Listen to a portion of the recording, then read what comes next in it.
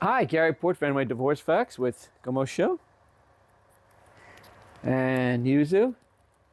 Across the room on the other window is Matcha and Suzuki. They're kind of looking at me, undecided if they want to join the video or not. I didn't make one last week because I was recovering from nasal valve surgery. Corrected deviated septum. My office manager, Maria, came by to check on me, and when she saw my nose was swollen, she said, "Oh, gee, I thought when you had a nose job, they were supposed to make it smaller." I would have fired her, except she's got all the passwords. Well, apropos really nothing, I'm going to talk about valuing businesses in a divorce, because actually I have that just came up. Husband has a business, and the question is, how much does the wife get? And that can be a very complicated question. The first thing that we have to look at is who owns the company. If it's all in one name or all in the other name, we have to do one type of division. If both parties own 50% of the corporation, that's another type. But one of the first things we have to do is value the business. And valuing the business can be very complex. We have to hire an outside accountant to do the valuation. And depending upon the type of business it is, the valuations can be very complicated to do. There are some businesses that you could sell. Let's say that you own a pizzeria. You could sell a pizzeria. Someone will come in and buy it. So we have an idea what the value is. But what if you're a professional? What if you're an accountant or a doctor, a lawyer? How do you value that kind of business?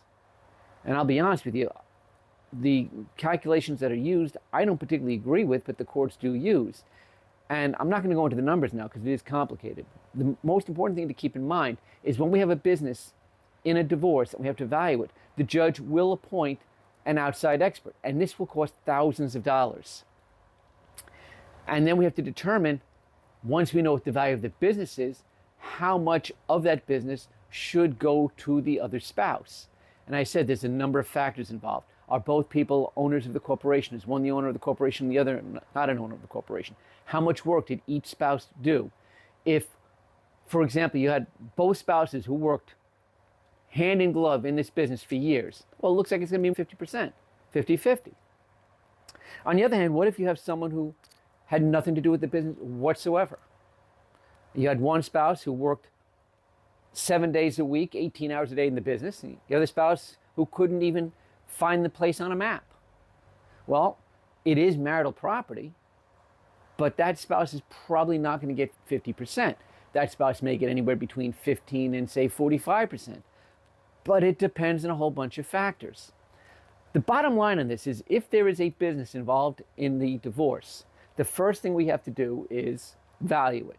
Then we've got to determine what was the relative contributions of each spouse to that business. It's not a science, folks, it's an art, and it is complicated. So if you have a divorce that involves a business and you have questions, give me a call at Port and Sava. Because remember what I always say, at Port and Sava, I help you get on with the rest of your life.